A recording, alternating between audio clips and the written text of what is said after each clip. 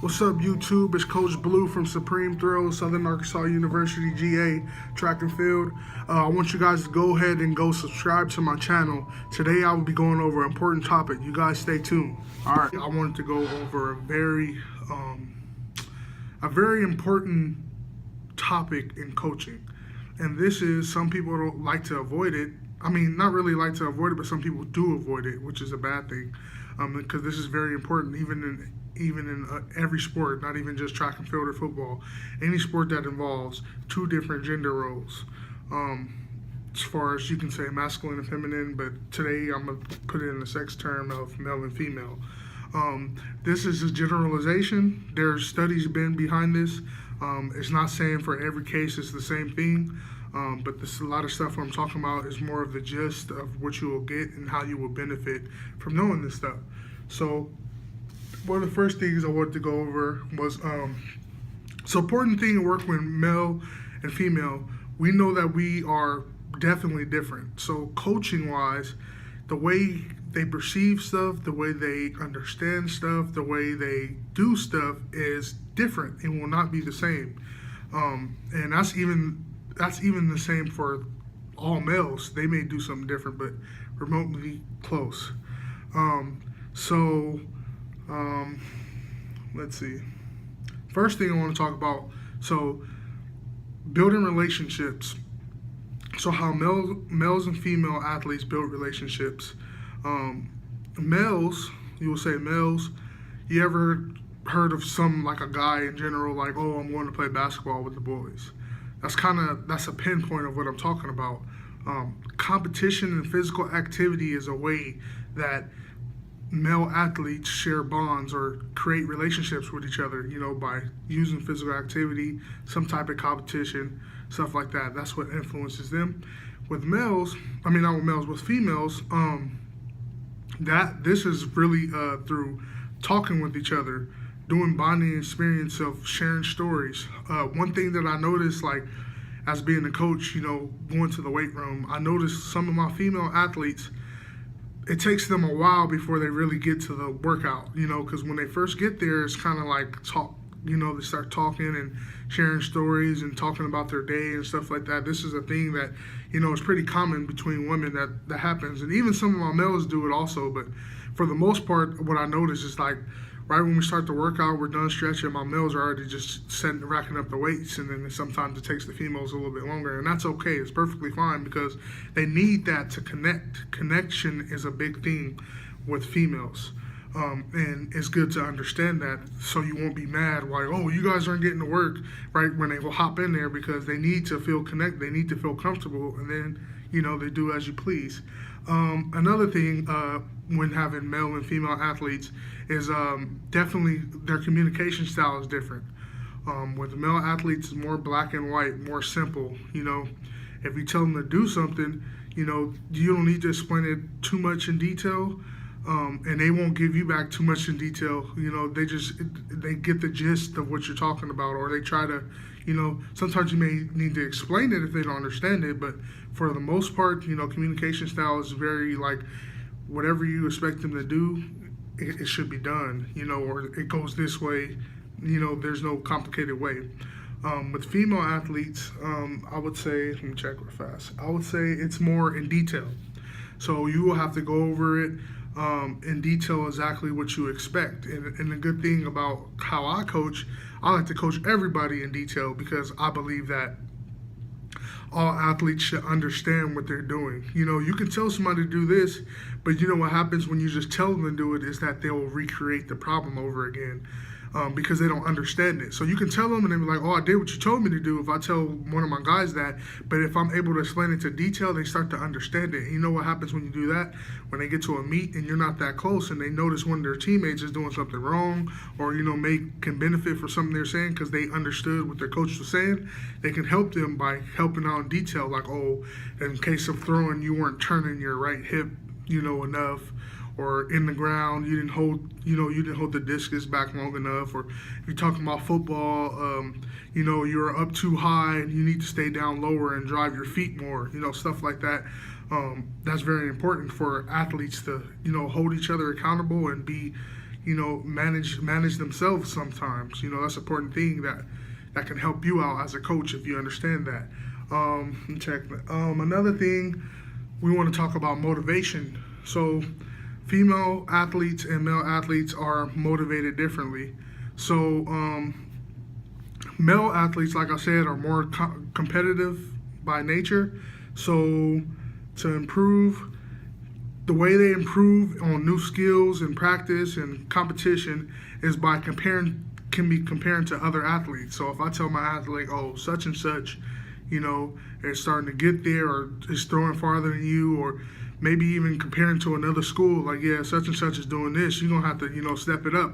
That will motivate, more than likely, my male athlete to, get it done. And, because it's a competition. That's how they think. That's how the majority think. And with females, it's not really that. Because I tried it. I actually tried it. Like, oh, such and such, they don't care about that.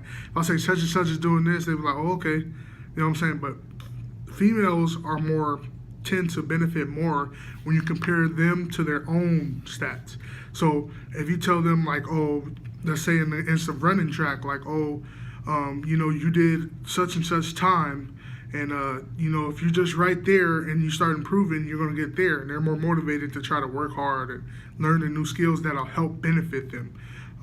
That's a very important. Speaking of like them learning those skills and benefit, females also benefit more when you tell them something that helps them improve. Them internally. If you're working on them, and they're more open to do stuff new, if it helps them improve, and they're more, you can say, more grateful for great coaching. You would say, not to say males aren't, but I'm saying if you're really working with somebody and connecting with that athlete, they tend to be more appreciative of what you're giving them.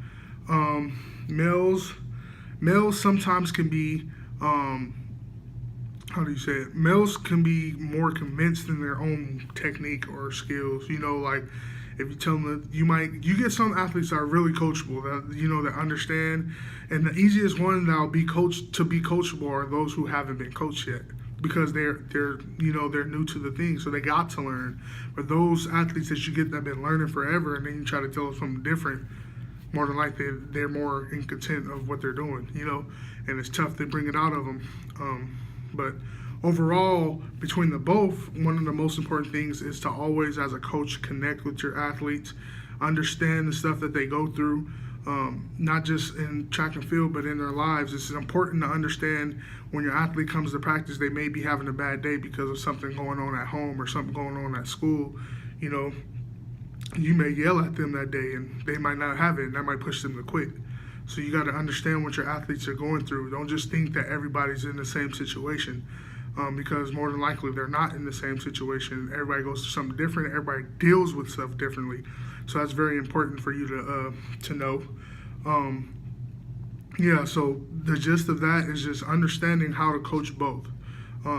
Speaking of that, one thing you can say as far as like, if you go to practice and somebody is doing something wrong, and let's say it's a girl, if you yell at that girl like, oh, such and such, you weren't doing this, you weren't doing that, more than likely they will internalize that and really like take it to heart, like as an insult. Like, they won't take it in actuality of, I was doing something wrong. It'll be really like, it can tend to hurt them. It can do the same thing for males, but females tend to really internalize stuff.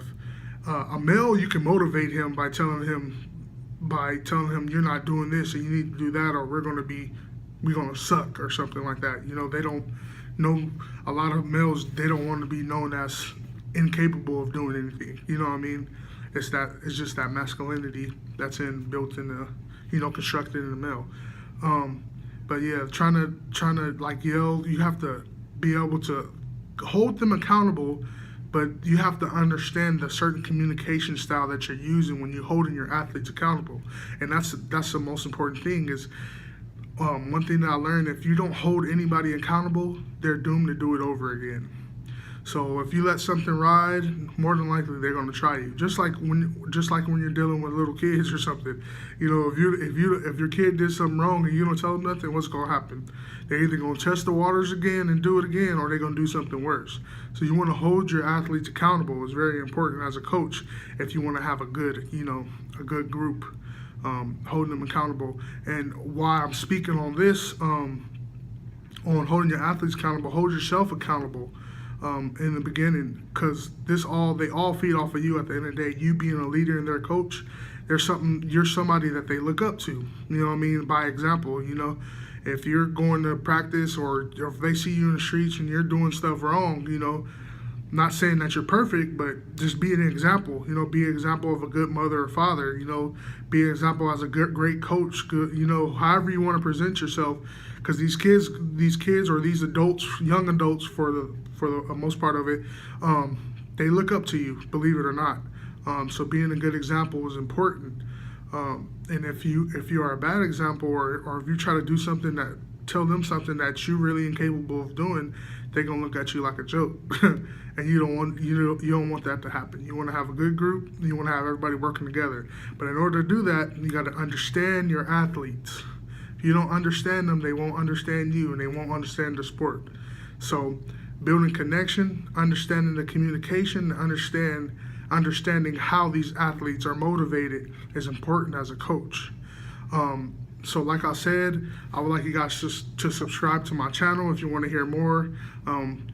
I'll put up different videos, as they go. Right now, I'm 2 semesters away from my master's degree in college counseling and student affairs. So this kind of brought me to this of just being able to talk, because I feel like some of these people need to hear, exactly what I'm talking about, because it'll help them develop as a coach and as an athlete.